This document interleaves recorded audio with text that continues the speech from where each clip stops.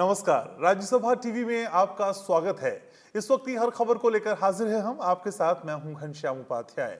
Bulletin में बात करेंगे सुप्रीम कोर्ट के उस निर्देश की जिसमें उसने केंद्र और राज्यों को प्रवासी मजदूरों को 15 दिन के अंदर उनके घर भेजने के लिए कहा है। साथ ही आपको बताएंगे राज्यसभा के सभापति वेंकैया नायडू और लोकसभा अध्यक्ष ओम बिरला ने संसद के आगामी मॉनसून सत्र के आयोजन के विभिन्न विकल्पों की समीक्षा की है। साथ ही बुलेटिन में बात होगी केंद्रीय स्वास्थ्य एवं परिवार कल्याण मंत्री डॉक्टर हर्षवर्धन की अध्यक्षता में मंत्री समूह की 16वीं उच्च स्तरीय बैठक की, जिसमें कोरोना की स्थिति और महामारी से निपटने के लिए तैयारियों पर व्यापक चर्चा हुई। इन सभी खबरों के साथ कोविड-19 से जुड़ी हर खबर पर भी नजर रहेगी। शुरुआत करते हैं बुलेटिन की। राज्यसभा की सीटों के लिए 19 जून को होने वाले चुनाव के लिए आज नामांकन के आखिरी दिन कई उम्मीदवारों ने पर्चा दाखिल किया। 10 राज्यों से कुल 24 सीटों के लिए चुनाव कराए जाने हैं। माना जा रहा है कि चुनाव नतीजों के बाद राज्यसभा में गठबंधन के आंकड़ों में बदलाव होगा। इस बीच अरुणाचल प्रदेश में बीजेपी उम्मीदवार नबाम रेबिया ने सिर्फ नामांकन दाखिल किया है, लिहाजा उनका निर्विरोध निर्वाचन तय माना जा रहा है। राज्यसभा की 24 सीटों के लिए होने वाले चुनाव के लिए नामांकन का काम मंगलवार को पूरा हो गया। नामांकन पत्र दाखिल करने के लिए आखिरी दिन पूर्व प्रधानमंत्री और जनता दल सेक्युलर के नेता एचडी देवेगौड़ा ने कर्नाटक से राज्यसभा सीट के लिए नामांकन दाखिल किया। कर्नाटक से ही बीजेपी के उम्मीदवार ईराना कडाडी और अशोक गस्ती ने भी पर्चा दाखिल किया। अब बुधवार को सभी सीटों के लिए उम्मीदवारों के नामांकन पत्रों की जांच होगी। नाम वापस लेने की अंतिम तिथि 12 जून है।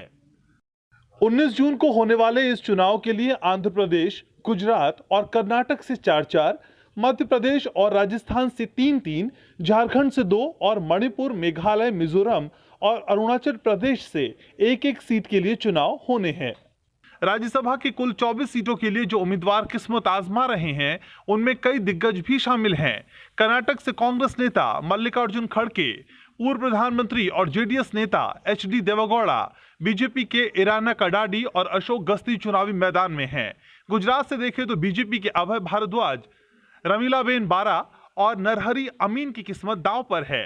वहीं कांग्रेस के शक्ति सिंह गोहिल और भरत सिंह सोलंकी भी चुनाव मैदान में हैं। मध्य प्रदेश में कांग्रेस छोड़कर बीजेपी में आए ज्योतिरादित्य सिंधिया और कांग्रेस नेता दिग्विजय सिंह की किस्मत भी दांव पर है। मतदान 19 जून सुबह 9 बजे से शाम 4 बजे तक होगा और चुनाव परिणाम उसी दिन शाम को जारी किए जाएंगे। निर्वाचन आयोग ने चुनाव की सभी प्रक्रियाओं को पूरा करने के लिए 22 जून तक का समय तय किया है। इससे पहले ये चुनाव मार्च में होना था, लेकिन कोरोना महामारी के चलते चुनाव तारीख को आगे बढ़ा दिया गया। राज्यसभा में राजनीतिक दलों की सीटों के गणित को देखें तो फिलहाल उच्च सदन में कुल 224 सांसद हैं और इनमें बीजेपी के 75 समेत एनडीए के कुल 91 सदस्य हैं। वहीं यूपीए के पास कांग्रेस के 39 सदस्यों समेत कुल 61 सांसद हैं, जबकि गैर एनडीए और गैर यूपीए के सदस्यों की कुल संख्या 68 है। Bureau report, Rajya Sabha TV. Rajya Sabha के सभापति एम वेंकैया नायडू और लोकसभा के अध्यक्ष ओम बिरला ने संसद के आगामी मॉनसून सत्र के आयोजन को लेकर विभिन्न विकल्पों की आज समीक्षा की। सभापति एम वेंकैया नायडू की ओर से बुलाई गई इस बैठक में दोनों सदनों के महासचिवों ने उन्हें और लोकसभा अध्यक्ष को विभिन्न विकल्पों के बारे में जानकारी दी। संसद के आगामी मॉनसून सत्र के आयोजन को लेकर राज्यसभा के सभापति एम वेंकैया नायडू और लोकसभा के अध्यक्ष ओम बिरला ने मंगलवार को विभिन्न विकल्पों की समीक्षा की। इस दौरान दोनों सदनों के महासचिवों ने राज्यसभा और लोकसभा के अलावा संसद के केंद्रीय कक्ष और विज्ञान भवन के प्लेनरी हॉल में बैठने की क्षमता के आकलन के परिणामों की सूचना भी दी। उन्होंने बताया कि सोशल डिस्टेंसिंग के मानदंडों के मुताबिक राज्यसभा चैम्बर लगभग 60 सदस्यों को समायोजित कर सकता है, वहीं लोकसभा चैम्बर और सेंट्रल हॉल 100 से अधिक सदस्यों के लिए पर्याप्त है। उन्होंने बताया कि अगर कुछ सदस्यों को दीर्घाओं में समायोजित किया जाए तब भी बैठने की कुल क्षमता आवश्यकता से बहुत कम होगी। एक अन्य विकल्प पर भी चर्चा की गई कि केवल उन सदस्यों की उपस्थिति सुनिश्चित की जाए जिनकी दैनिक आधार पर भागीदारी आवश्यक है और उन्हें सोशल डिस्टेंसिंग के अनुसार दोनों सदनों के चेंबर्स में समायोजित किया जा सकता है। सभापति एम वेंकैया नायडू और लोकसभा अध्यक्ष ओम बिरला ने दोनों शीर्ष अधिकारियों को दोनों सदनों की व्यावसायिक नियमावली, अन्य तकनीकी मुद्दों के अनुसार दोनों सदनों की कार्यवाही में सदस्यों की आभासी भागीदारी को सुनिश्चित करने से संबंधित विभिन्न मुद्दों की विस्तार से आकलन करने का निर्देश दिया। वहीं संसदीय समितियों की आभासी बैठकों के बारे में ये जानकारी दी गई कि ऐसी बैठकों के बारे में नियमों में किसी भी बदलाव के लिए संसद के दोनों सदनों में प्रस्ताव रखा जाना आवश्यक है। कृति मिश्रा, राज्यसभा टीवी। केंद्रीय स्वास्थ्य एवं परिवार कल्याण मंत्री डॉक्टर हर्षवर्धन की अध्यक्षता में आज मंत्री समूह की 16वीं उच्च स्तरीय बैठक हुई। इस दौरान देश में कोरोना की स्थिति, महामारी से निपटने के लिए तैयारियां जो की जा रही हैं, साथ ही साथ सुरक्षात्मक उपाय, इन सभी की रणनीति पर एक व्यापक चर्चा की गई। मंत्री समूह के उच्च स्तरीय बैठक में देश के सभी राज्यों में कोरोना वायरस के संक्रमण को लेकर स्थिति की समीक्षा की गई। बैठक में दूसरे देशों के मुकाबले भारत की स्थिति की भी समीक्षा की गई। इसके अलावा लॉकडाउन ने कोरोना के खिलाफ जंग में किस तरह से मदद की, इस पर भी बैठक में चर्चा हुई। बैठक में केंद्रीय स्वास्थ्य एवं परिवार कल्याण मंत्री डॉक्टर हर्षवर्धन ने कहा कि भारत इस समय बाकी दुनिया के मुकाबले बेहतर स्थिति में है, लेकिन अभी भी भारत को सतर्क रहने की जरूरत है। डॉक्टर हर्षवर्धन ने कहा कि देश इस वक्त अनलॉक 1.0 में प्रवेश कर चुका है। ऐसे में देश को पहले से ज्यादा जिम्मेदारी के साथ व्यवहार करना होगा। सोशल डिस्टेंसिंग, मास्क पहनना और साफ सफाई का ध्यान रखना जरूरी है। उन्होंने कहा, हमें कोविड-19 के खिलाफ सोशल वैक्सीन को नहीं भूलना चाहिए। शारीरिक दूरी, मास्क का प्रयोग, मुंह को ढकने जैसे नियमों का कड़ाई से पालन करना जरूरी है। बैठक में आरोग्य सेतु ऐप को कोरोना से जंग में महत्वपूर्ण हथियार करार दिया गया। देश में आरोग्य सेतु ऐप का 12 करोड़ 55 लाख से ज्यादा लोग इस्तेमाल कर रहे हैं। देश में मजबूत होते स्वास्थ्य ढांचे पर भी बैठक में चर्चा हुई। देश भर में 958 अस्पताल कोरोना वायरस से दिन रात मुकाबला कर रहे हैं। देश भर में 1,67,000 से ज्यादा आइसोलेशन बेड, 21,000 से ज्यादा आईसीयू बेड और 73,000 से ज्यादा बेड ऑक्सीजन आपूर्ति सुविधा से लैस हैं। 2300 से ज्यादा हेल्थ सेंटर हैं जहां कोविड-19 के मरीजों का इलाज चल रहा है। इन सेंटर्स में 1,33,000 से ज्यादा आइसोलेशन बेड, 10,000 से ज्यादा आईसीयू बेड और 40,000 ऑक्सीजन आपूर्ति वाले बेड हैं। 7,500 से ज्यादा कोविड केयर सेंटर में 7 लाख से ज्यादा बेड कोविड-19 से लड़ाई में अहम भूमिका निभा रहे हैं। केंद्र सरकार लगातार कोविड-19 की लड़ाई में राज्यों की मदद कर रही है। अब तक केंद्र ने राज्यों को 1 करोड़ 28 लाख N95 मास्क उपलब्ध कराए हैं, तो 1 करोड़ 4 लाख से ज्यादा PPE किट भी राज्यों को भेजी गई हैं। बैठक में देश में जांच के लिए लैब के आंकड़ों पर भी चर्चा की गई। आज देश भर में 784 लैब काम कर रही हैं। देश में अब तक 49 लाख से ज्यादा लोगों का कोरोना टेस्ट किया जा चुका है। कोविड-19 के खिलाफ जंग में भारत कई विकसित और विकासशील देशों की तुलना में अपनी लड़ाई को बेहतर तरीके से लड़ने में कामयाब रहा है और आगे सरकार इन तैयारियों को लगातार ज्यादा मजबूती देने पर काम कर रही है। Bureau report, Rajya Sabha TV. Corona से निपटने के लिए केंद्र सरकार राज्यों की लगातार मदद कर रही है। इसी कड़ी में 15 राज्यों के 50 से ज्यादा जिलों और नगरीय निकायों में केंद्रीय विशेषज्ञ टीमें भेजी गई हैं। कोविड-19 के मामलों की रोकथाम और प्रबंधन के उपायों में केंद्रीय टीमें राज्य सरकारों की मदद कर रही हैं। केंद्रीय स्वास्थ्य और परिवार कल्याण मंत्रालय ने 15 राज्यों और केंद्र शासित प्रदेशों के 50 से अधिक जिलों और नगरीय निकायों में जहां कोरोना के मामलों की तेज गति देखी जा रही है, वहां उच्च स्तरीय बहुविशेषज्ञ केंद्रीय टीमों को तैनात किया है, जो राज्यों को कोविड-19 के प्रकोप के प्रबंधन और तकनीकी सहायता देंगी। ये टीमें महाराष्ट्र के 7, तेलंगाना के 4, तमिलनाडु के 7, राजस्थान के 5 और असम के 6 जिलों में और नगर पालिका में तैनात की गई हैं। इनके अलावा हरियाणा, गुजरात, कर्नाटक, उत्तराखंड, मध्य प्रदेश, पश्चिम बंगाल, दिल्ली, बिहार, उत्तर प्रदेश और उड़ीसा में भी ये टीमें काम कर रही हैं। हर 3 सदस्यीय टीम में 2 स्वास्थ्य क्षेत्र के विशेषज्ञ और 1 वरिष्ठ संयुक्त सचिव स्तर के नोडल अधिकारी शामिल हैं। ये दल तैनात जिलों और शहरों के भीतर कोरोना के मामलों के रोकथाम के उपायों, कुशल उपचार और क्लिनिकल प्रबंधन के काम में राज्य के स्वास्थ्य विभाग की मदद कर रहे हैं और पीड़ित इलाकों में जाकर स्वास्थ्य सुविधाओं के लिए काम कर रहे हैं।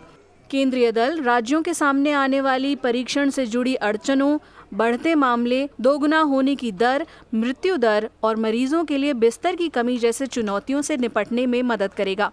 केंद्रीय स्वास्थ्य और परिवार कल्याण मंत्रालय की सलाह है कि इन जिलों और नगर पालिकाओं को नियमित रूप से केंद्रीय टीमों के संपर्क में रहना चाहिए, जिससे बेहतर तालमेल सुनिश्चित हो सके और जमीन पर त्वरित कार्रवाई, अधिक कारगर रणनीति को अपनाया जा सके। हालांकि कई जगह पहले ही जिला स्तर पर चिकित्सा और प्रशासनिक अधिकारी की कोर टीम काम कर रही है। Bureau report, Rajya Sabha TV. देश में कोविड-19 की स्थिति की बात की जाए तो पिछले 24 घंटों के 1,41,000 से ज्यादा सैंपल टेस्ट किए गए, जिसमें से 9,987 लोग संक्रमित पाए गए। लेकिन अच्छी बात यह है कि रिकवरी रेट लगातार सुधर रहा है। भारत में कोरोना संक्रमित मरीजों का रिकवरी रेट 48.47% हो गया है। पिछले 24 घंटों के दौरान 4,785 रोगी कोरोना के खिलाफ जंग जीतकर स्वस्थ हुए हैं। स्वास्थ्य और परिवार कल्याण मंत्रालय के मुताबिक कुल 1,29,000 से ज्यादा रोगी अब तक ठीक हो चुके हैं और देश में कोविड-19 महामारी के रोगियों की स्वस्थ होने की दर 48.47% है। वहीं 9,987 लोगों में संक्रमण के नए मामले सामने आए हैं। इसके बाद देश में कोरोना से संक्रमित लोगों की संख्या बढ़कर 2,66,598 हो गई है। इनमें सक्रिय मामलों की तादाद 1,29,917 है। कोरोना वायरस की वजह से जान गंवाने वालों का आंकड़ा देखें तो सुबह 9 बजे के आंकड़ों के मुताबिक पिछले 24 घंटों में 331 लोगों की इस वायरस से मौत हुई है। इसके बाद देश में कोरोना की वजह से कुल मृतकों की संख्या 7,466 हो गई है। Bureau report, Rajya Sabha TV. उन राज्यों की बात अब करते हैं जहां कोरोना संक्रमण का सबसे ज्यादा प्रकोप है। महाराष्ट्र और तमिलनाडु में रोजाना सबसे ज्यादा मामले सामने आ रहे हैं। वहीं दिल्ली में भी हर रोज 1,000 से ज्यादा मामले दर्ज हो रहे हैं। तो महाराष्ट्र में पिछले 24 घंटे में 2,553 नए मामले आए और 109 लोगों की मौत हो गई। इस तरह अब तक 88,528 मामले मिल चुके हैं और 3,169 लोगों की मौत हो चुकी है। महाराष्ट्र में 1,661 लोगों के स्वस्थ होने के बाद राज्य के विभिन्न अस्पतालों से 40,975 लोगों को छुट्टी मिल चुकी है। दूसरे नंबर पर है तमिलनाडु, जहां एक दिन में संक्रमण के 1,562 नए मामले सामने आए, जिनसे कुल संक्रमितों की संख्या बढ़कर 33,229 पहुंच गई। इनमें से 17,500 मरीजों ने कोरोना के खिलाफ जंग में जीत हासिल कर ली है। राज्य में इस महामारी के चलते मरने वालों का कुल आंकड़ा 286 हो गया है। राजधानी दिल्ली में भी जानलेवा कोरोना वायरस के मामले काफी ज्यादा हैं। 24 घंटे में 1,007 नए मामले सामने आए हैं। इसके साथ ही संक्रमितों की संख्या बढ़कर 29,943 पहुंच गई है। इनमें से 11,000 से ज्यादा लोग कोरोना वायरस संक्रमण से मुक्त हो चुके हैं। कोरोना की वजह से दिल्ली में अब तक 874 लोगों की मौत हो चुकी है। चौथे नंबर पर है गुजरात। यहां कोरोना संक्रमण के 20,000 से ज्यादा मामले दर्ज हुए हैं और इनमें से 13,900 से ज्यादा रोगी ठीक हो चुके हैं। गुजरात में कोरोना की वजह से 1,280 से ज्यादा लोगों की मौत हुई है। राजस्थान में भी इस वक्त कोरोना संक्रमण के 10,500 से ज्यादा मामले हैं और इनमें से 8,000 से ज्यादा मरीज कोरोना वायरस से मुक्त हो गए हैं। इस वायरस की वजह से राज्य में 246 लोगों की मौत हुई है। Bureau report, Rajya Sabha TV. Delhi में अब तक कोरोना वायरस का सामुदायिक संक्रमण नहीं हुआ है। उपराज्यपाल अनिल बैजल की अध्यक्षता में हुई दिल्ली डिजास्टर मैनेजमेंट अथॉरिटी की बैठक में केंद्र सरकार की ओर से ये जानकारी दी गई। बैठक में दिल्ली के उप मुख्यमंत्री मनीष सिसोदिया और स्वास्थ्य मंत्री सत्येंद्र जैन के अलावा अन्य वरिष्ठ स्वास्थ्य अधिकारी भी शामिल हुए। दिल्ली डिजास्टर मैनेजमेंट अथॉरिटी की बैठक में दिल्ली में कोरोना की स्थिति, स्वास्थ्य सुविधाओं और आने वाली चुनौतियों से निपटने के उपायों की समीक्षा की गई। इसके बाद उप मुख्यमंत्री मनीष सिसोदिया ने कहा कि पर्याप्त विश्लेषण के बाद केंद्र सरकार ही सामुदायिक संक्रमण के बारे में कोई घोषणा करेगी। मनीष सिसोदिया ने राजधानी में सरकारी और निजी अस्पतालों को केवल दिल्ली के नागरिकों के लिए आरक्षित रखने के लिए अपनी सरकार के फैसले का बचाव किया। उन्होंने कहा कि जुलाई के आखिर तक लगभग 80,000 बिस्तरों की आवश्यकता के अनुमान पर यह फैसला लिया गया था। उपराज्यपाल ने कल दिल्ली सरकार के इस फैसले को पलटते हुए हर व्यक्ति को सभी अस्पतालों में इलाज की अनुमति दी थी। दिल्ली में कोरोना का संक्रमण लगातार तेजी से बढ़ता जा रहा है और यहां अब तक कोरोना संक्रमण के कुल मामलों की संख्या 30,000 के करीब पहुंच गई है। दिल्ली के लिए भी पूरी कोशिश रहेगी जितना मेडिकल फैसिलिटीज़ को एक्सपेंड कर सकें, जितना अधिक से अधिक संख्या में ऑक्सीजन बेड्स और ये सब खरीद सकें। इतनी संख्या में ऑक्सीजन बेड्स बनाने की अभी तैयारी हम लोग कर रहे हैं। कम्युनिटी स्प्रेड पर भारत सरकार के अधिकारीगण भी आए हुए थे। उनका कहना था कि अभी दिल्ली में कम्युनिटी स्प्रेड की स्थिति नहीं है, इसलिए अभी उस पर चर्चा की जरूरत नहीं है। फिलहाल खबरों में यहाँ रुक रहे हैं एक छोटे से ब्रेक के लिए। जल्द लौटते हैं कुछ और खबरों के साथ।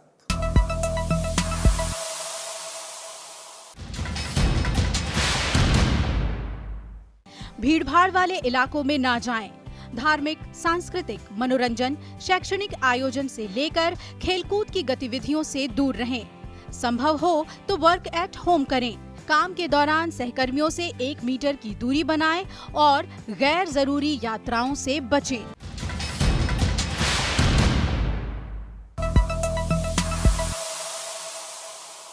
ब्रेक के बाद आपका एक बार फिर से स्वागत है।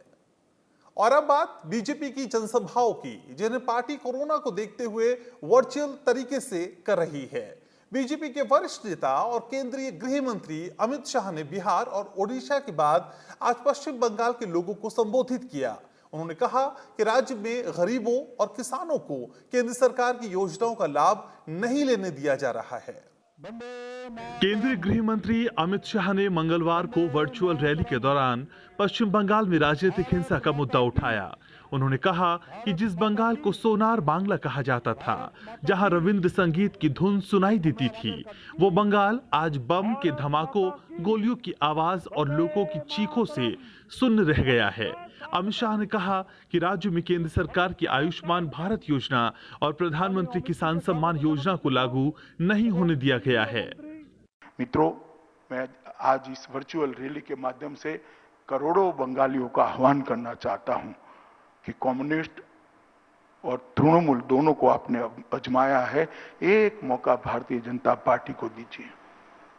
एक 5 साल की सरकार के बाद बंगाल में भ्रष्टाचार नहीं होगा, टोलबाजी नहीं होगी, घुसपैठ नहीं कर पाएंगे, परिवारवाद समाप्त हो जाएगा, बेरोजगारी समाप्त हो जाएगी, हिंसा बंगाल की सीमाओं के बाहर हम छोड़ कर आएंगे।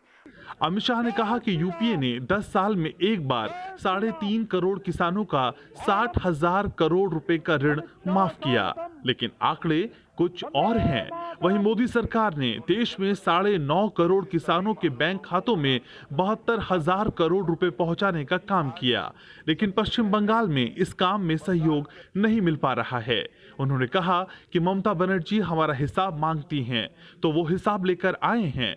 इसी तरह ममता बनर्जी को भी प्रेस कॉन्फ्रेंस करके अपने 10 साल का हिसाब देना चाहिए। और हर साल 6,000 रुपया पहुंचना, मगर फिर से बंगाल वाले आप ताली मत बताएं, क्योंकि किसानों का सूची जो राज्य सरकार ने केंद्र को देना चाहिए, ममता दीदी नहीं देती है। एक सूची भेज दो, मैं आपको कहता हूं, विश्वास दिलाता हूं, शनिवार को सूची भेज दीजिए, हम सोमवार को पैसा भेज देंगे, हम तनिक मात्र देंगे।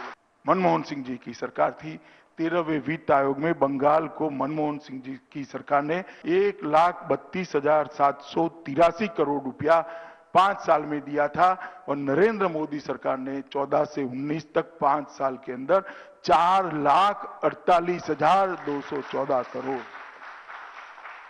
मगर मैं पूछना चाहता हूं, बंगाल का विकास हुआ है क्या? ये पैसे कहां गए? अमित शाह ने कहा कि केंद्र सरकार ने देश भर में करीब 4,300 ट्रेनों और सैकड़ों बसों के जरिए 1.25 करोड़ से ज्यादा प्रवासी मजदूरों को उनके घर तक पहुंचाया, लेकिन प्रवासियों को लेकर आ रही ट्रेनों को ममता दीदी ने कोरोना एक्सप्रेस का नाम देकर बंगाली श्रमिकों का अपमान किया है।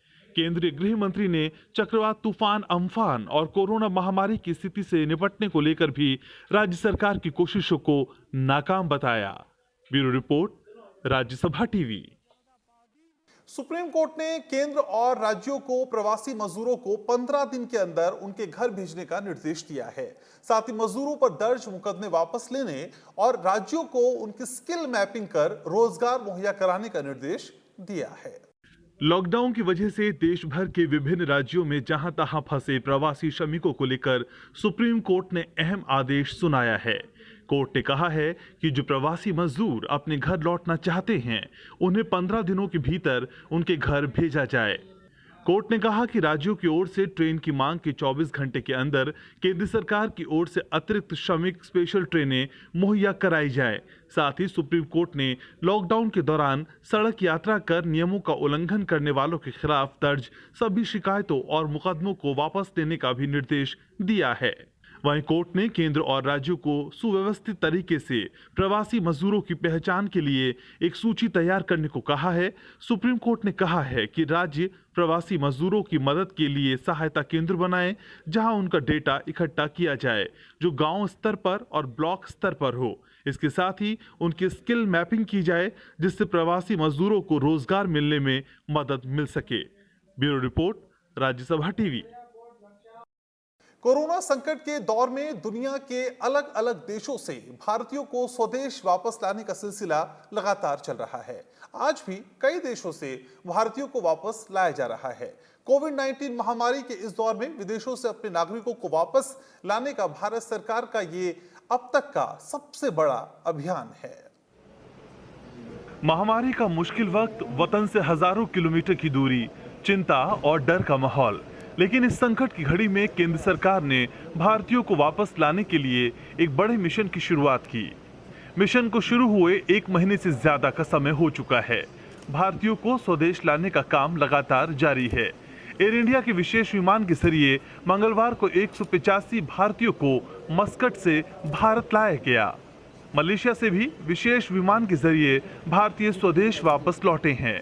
मलेशिया से अब तक 1700 से ज्यादा भारतीय वतन वापसी कर चुके हैं।